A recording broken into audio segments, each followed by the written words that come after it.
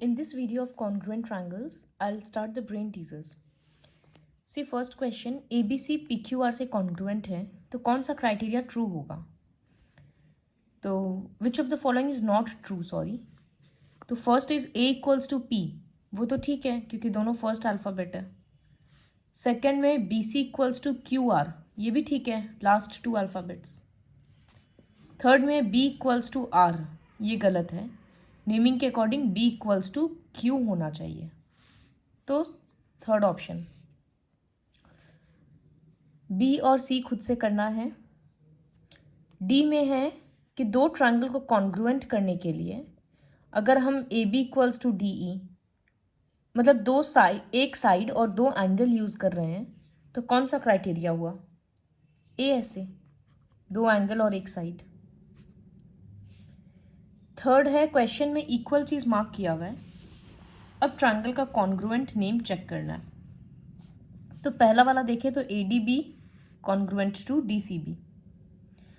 तो यहाँ पर AD DC से इक्वल दिखा रहा है लेकिन एक्चुअली में AD BC से इक्वल है तो पहला ऑप्शन नहीं होगा. दूसरा ऑप्शन में AD CB से इक्वल है तो ये वाला तो ठीक है. और मैच करते हैं. BD कॉमन है तो वो भी ठीक है क्योंकि डायगोनल कॉमन हो रहा है. और AB फर्स्ट थर्ड लेटर, इसका फर्स्ट थर्ड CD तो ABCD ये भी ठीक है. तो इसका मतलब सेकंड ऑप्शन होगा.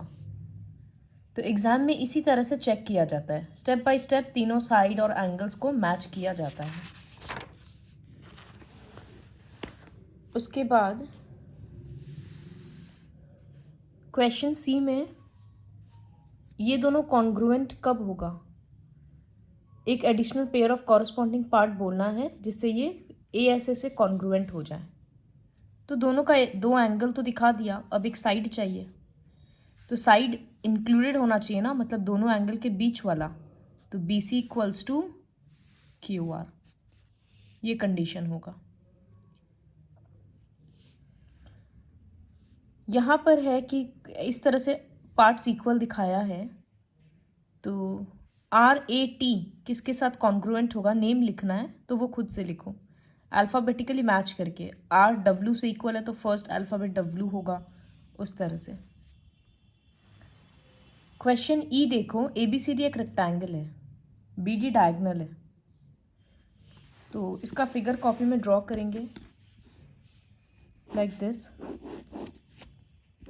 ABCD इज अ रेक्टेंगल और BD डायगोनल है. अब ABD को मतलब इधर वाला ट्रायंगल और इधर वाले ट्रायंगल को कॉन्ग्रुएंट प्रूव करना है तो क्राइटेरियाज चाहिए. तो सबसे पहले हम लोग लिखेंगे ये B का E है. So in triangle ABD and triangle DCB तीन क्राइटेरिया क्या है? रेक्टेंगल है तो AD इक्वल्स टू BC होगा. फिर इसका भी opposite sides equal, AB equals to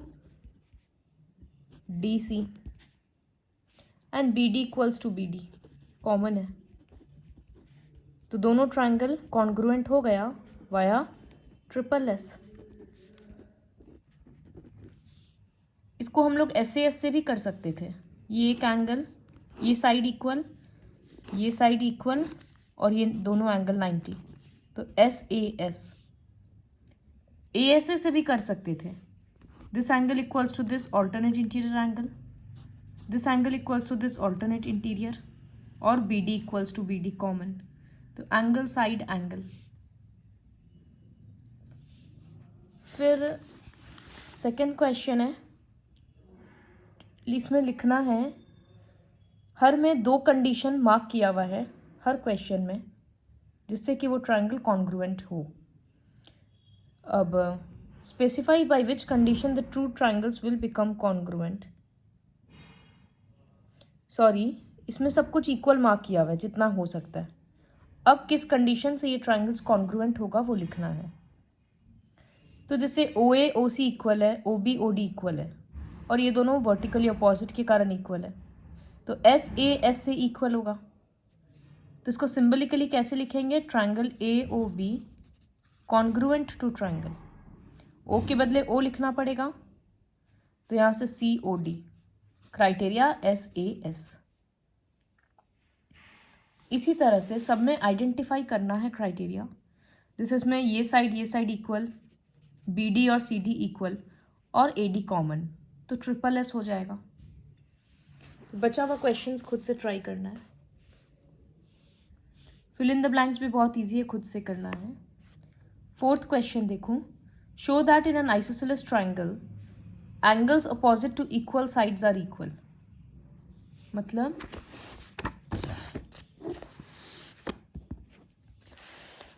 एक आइसोसेलेस ट्राइंगल है, तो ये दोनों इक्वल है, तो दिखाना है कि इक्वल साइड्स के अपोजिट जो एंगल है, यानी इसके अपोजिट में एंगल बी और इसके अपोजिट में एंगल सी, वो इक्वल है। ये गिवन नहीं है, वो दिखाना है। तो कैसे दिखाएंगे? यहाँ से ट्राइंगल को डिवाइड कर देते हैं, डी 90 डिग्री ड्रॉ कर देते हैं। तो फोर्थ क्वेश्चन में लिखेंगे, let A B C be an isosceles triangle where AB equals to AC. Draw AD perpendicular to BC. To prove, मतलब प्रूव क्या करना है कि एंगल B और एंगल C इक्वल है। अब हम प्रूफ लिख रहे हैं, मतलब सॉल्यूशन शुरू कर रहे हैं। तो दोनों ट्राइंगल को पहले हम कॉन्ग्रुएंट प्रूव करेंगे, फिर सीपीसीटी से बी और सी को इक्वल बोल देंगे। तो हम लिख रहे हैं in triangle A D B and triangle A D C, A B equals to A C दिया हुआ है, गिवन है। फिर और दूसरा क्राइटेरिया क्या है? 90 डिग्री होगा, तो angle A D B equals to angle A D C 90 degree, और एक होगा A D equals to A D common.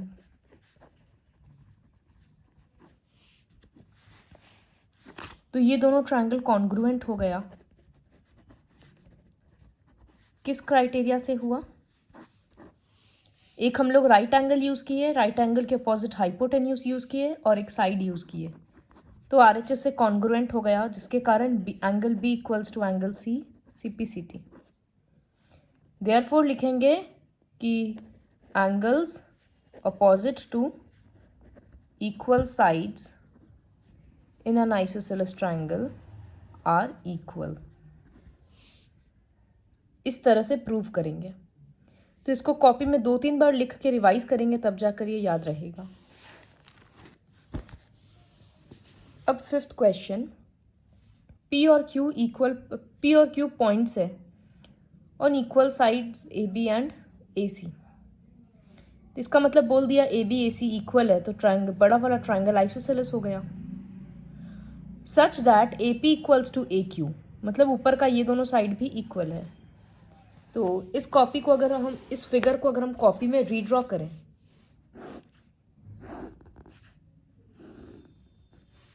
तो ए बी सी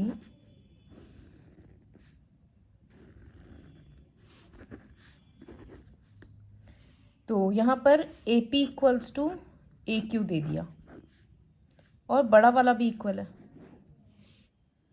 प्रूव क्या करना है कि बी क्यू और सी पी इक्वल है।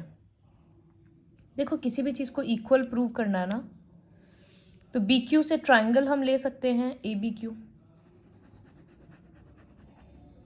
और इधर के लिए हम ट्राइंगल ले लेंगे ए पी सी। तो किसी भी चीज़ को इक्वल प्रूव करने के लिए उस ट्राइंगल को कॉन्ग्रुएंट करेंगे, फिर जो भी चीज़ बोला है उसको सी पी सी टी के कारण इक्वल लिख देंगे।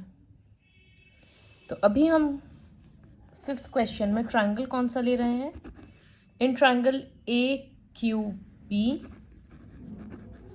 And triangle A P C, equal criterias क्या है? A B equals to A C, इस ट्राइंगल का ए बी, इस ट्रायंगल का AC। फिर इस ट्रायंगल को भी एंगल A पूरा मिल रहा है और इस ट्रायंगल को भी एंगल A पूरा मिल रहा है, तो हम लिखेंगे angle A equals to angle A given. इस तरह से हाइड करके देखा करो। अब तीसरा क्राइटेरिया ढूंढना है, तो ऑलरेडी हम लोग AC यूज़ कर चुके हैं, एंगल A यूज़ कर चुके हैं, CP को तो यूज़ कर नहीं सकते हैं क्योंकि वही सबको तो इक्वल प्रूव करना है। तो बचा AP और इधर से बच रहा है, इस ट्रायंगल में AP बचा, इस ट्रायंगल में AQ बच रहा है और वो इक्वल तो दिया ही है। तो मेरा थर्ड क्राइटेरिया होगा AP equals to AQ given. तो ये दोनों ट्रायंगल कॉन्ग्रुएंट हो जाएगा।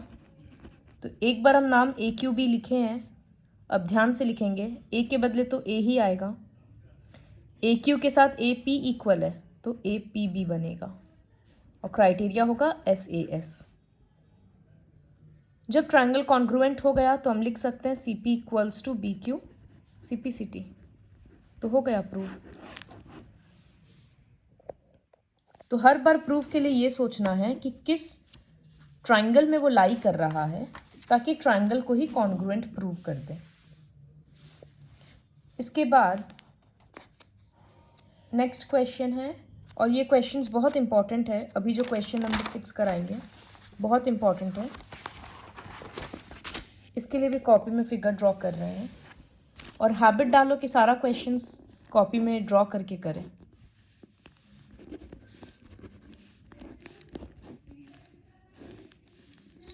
ये एक फिगर है, ABC आइसोसेलेस है जिसमें AB और AC इक्वल है।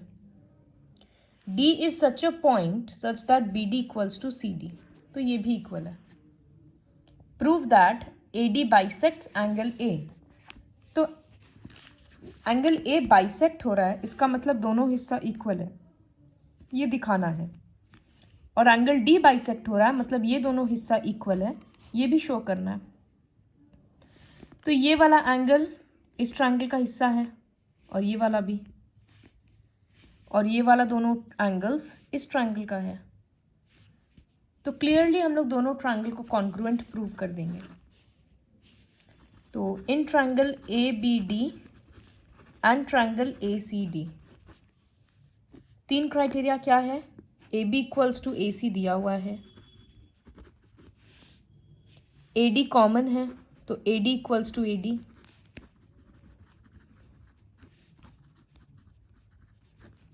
और यहाँ पर BD इक्वल्स टू CD। सब कुछ तो दिया वही था। तो दोनों ट्रायंगल कॉन्ग्रुएंट हो गया SSS से। इस वजह से हम बोल सकते हैं कि angle BAD equals to angle CAD CPCT, और नीचे में बोल देंगे BDA equals to angle CDA CPCT।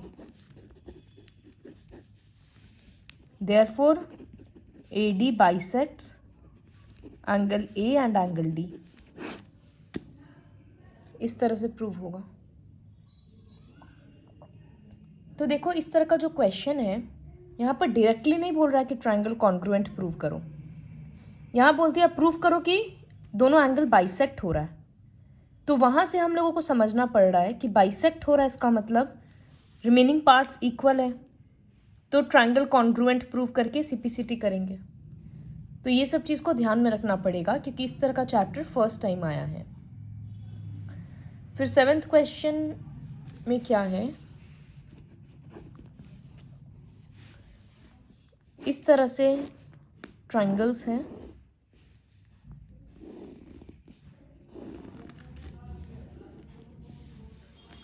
PSQR